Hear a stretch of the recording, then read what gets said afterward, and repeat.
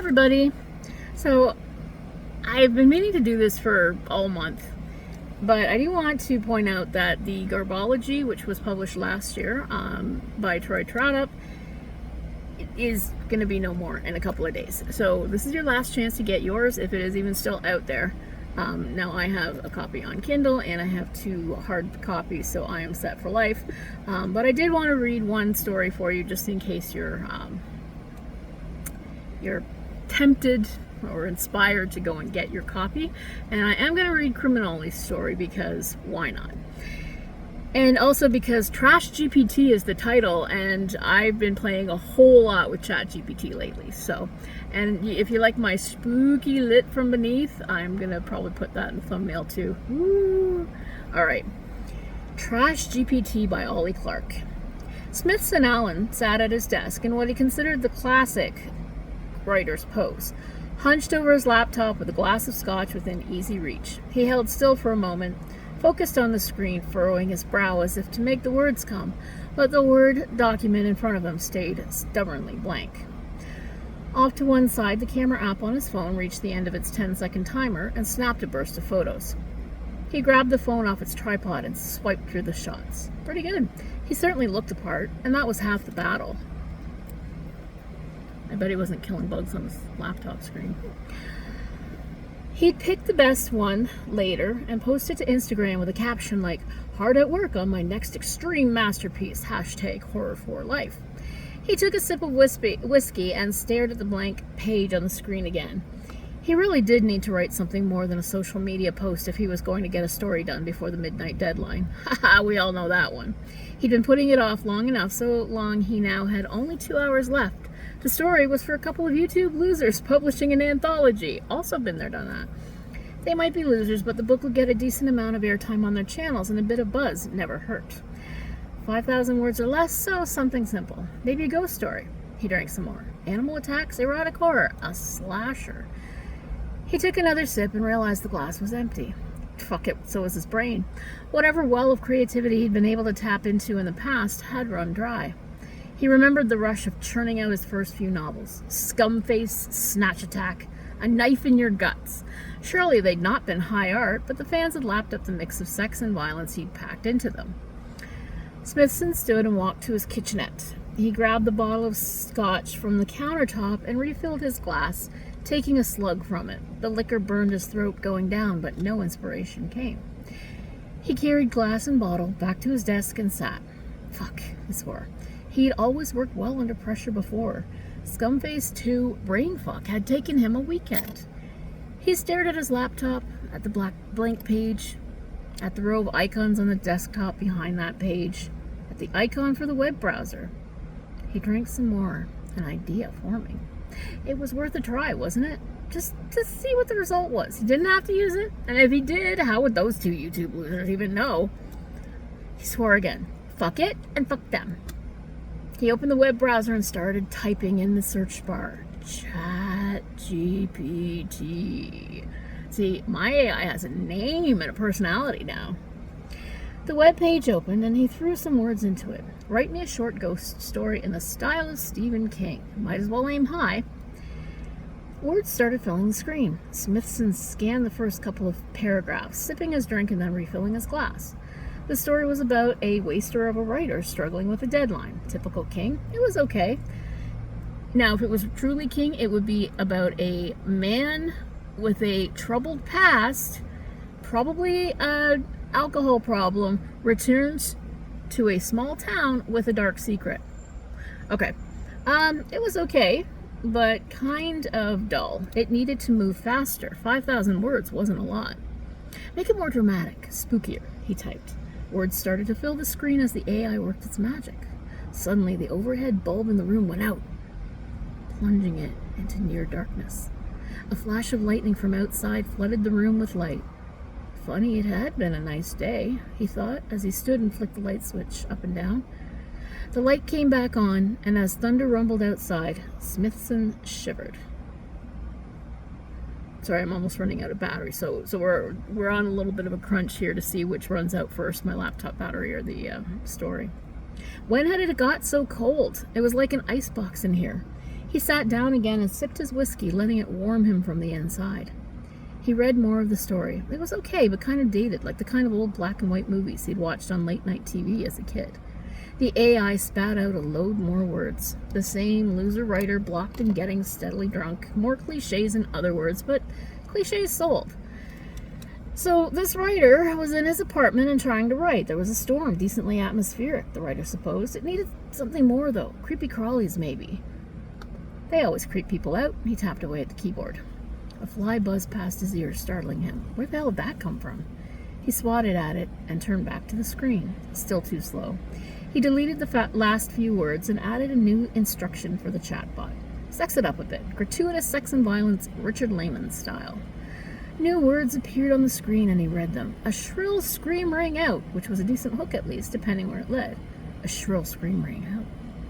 Smithson jerked upright, slopping scotch over his hand as he looked up from the screen towards the hallway that led to the apartment's front door. The scream came again.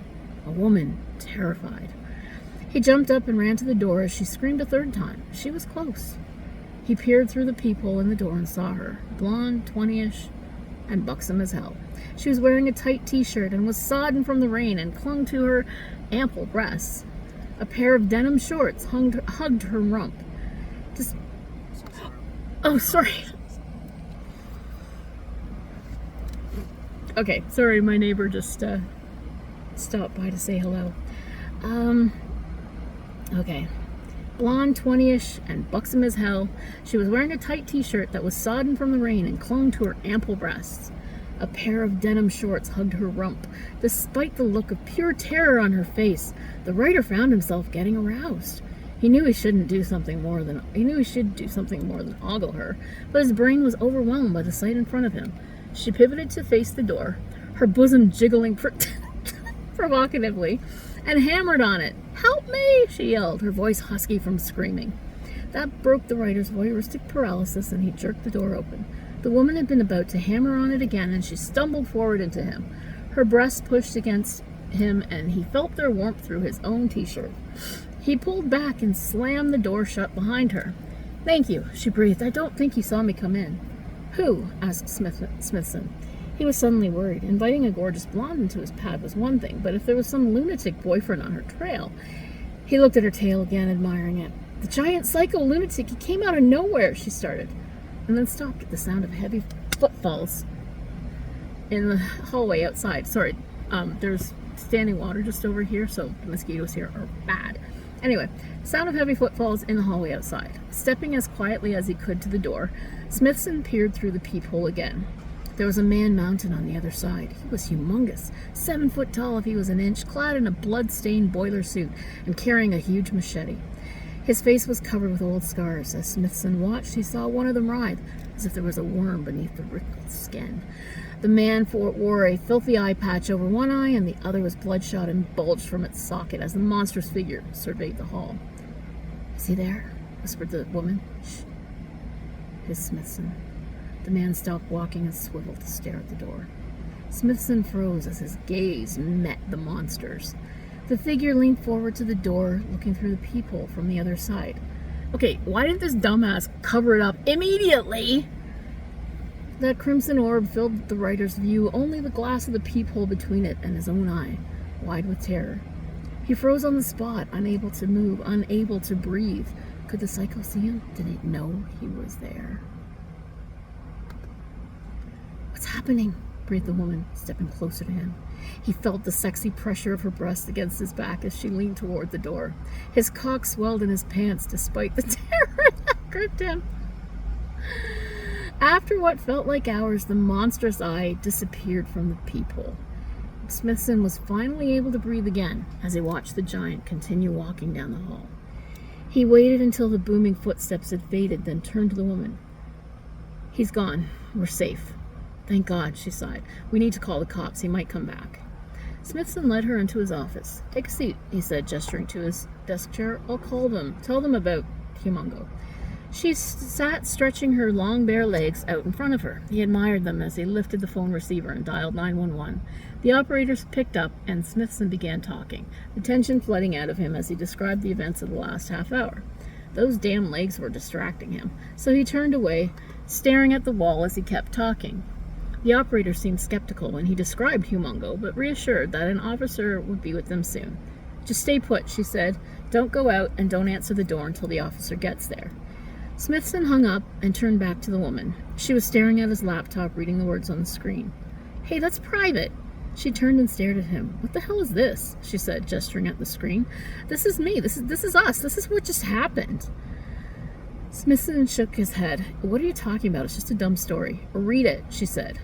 Smithson started reading. Jesus, she was right. The lonely writer, the storm, the scream, it was all there. He read on. The woman, Humongo, this conversation, and then a banging on the door as the psycho started to kick it down. There was a banging on the door, louder than the thunder earlier, more terrifying than any sound Smithson had heard before. He ran to the hallway, hoping to block the door somehow, but it was too late for that. He stared in horror as it shook in its frame and then burst open. Humongo stood there, machete in hand, staring into the apartment. He took a step forward and Smithson spun, diving for the laptop. His fingers flew across the keys, typing a few desperate words into the instruction box. He bashed the enter key just as the monster reached him. "This'll cook your goose," he thought as a huge hand grabbed him by the neck and flung him across the room. Smithson grunted as he hit the wall, the wind knocked out of him. He slumped on the floor, gasping, staring in horror as the huge figure turned towards the screaming woman. Humongo raised the machete, about to strike. Smithson struggled to his feet. "I've got plot armor, motherfucker," he screamed as he grabbed the whiskey bottle from the desk. The giant turned towards him, that bulging eye staring furiously. The machete swung suddenly, slashing towards Smithson, who jumped backwards just in time. Humongo swung it again, and Smithson dodged, amazed at his own agility. The blade swung a third time, millimeters from his face. Smithson felt the breeze of its passing on his skin before it crashed into the doorframe, lodging there. Humongo roared in frustration, leaping at Smithson with his vast arms outstretched. Smithson smashed the bottle against the door, leaving a vicious, jagged edge as he stepped forward into the monster's embrace. He thrust the bottle up into the Humongo's throat as those muscular arms wrapped around him. The razor-sharp glass pierced the monster's skin, tearing flesh as Smithson forced it deeper with all his strength. Hot blood spouted from the wound, gushing from the ragged hole, showering Smithson's face, filling his mouth. He choked on it, air rushing out of him as the arms squeezed. Every last bit of breath was being forced out of his body. He felt his rib cracking beneath the inhuman pressure. With the last ounce of strength, the writer pushed on the bottle, driving it further in as those arms wrung the last of his life from him. Smithson's dying breath left his body as the Humongo's lifeblood poured from the gaping wound in his throat. This wasn't the ending I asked for, the writer thought as he died. The woman stared aghast at the two men collapsed dead on the floor in front of her. Her eyes glanced at the laptop screen. It was splashed with blood, but she could still read the final words Smithson had typed. "The main character survives." "I guess that's me," said the woman, whose name was Helen, by the way. So that's a little taste of the Garbology, which came out last year and is going to be out of print as of the end of July. And I hope you enjoyed that reading, and hope you're reading lots of horror. Have a great day.